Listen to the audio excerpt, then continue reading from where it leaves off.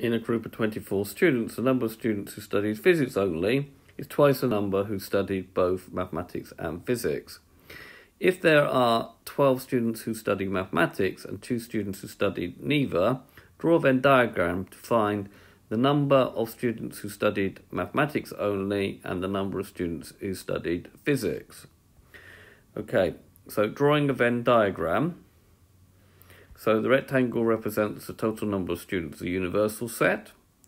We have one balloon here for all the students who studied mathematics, and we have another balloon here for the students who studied physics. Now, if we let the number who study both mathematics and physics is x, then we are told the number who studied physics only is twice the number who studied both mathematics and physics. So this number here will be 2x.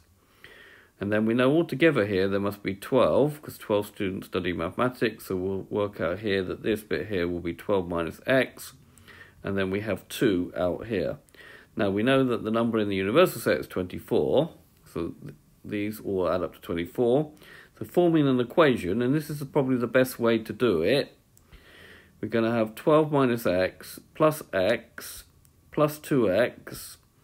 plus 2 is equal to 24. Now this is quite easy to solve. Minus x plus x cancel out. 12 plus 2 make 14. So we're going to have 14 plus 2x is equal to 24.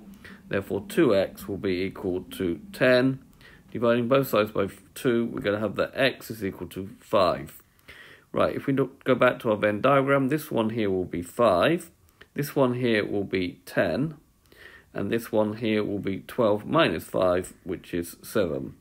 If you check 2 plus 7 plus 5 plus 10, it must be equal to 24.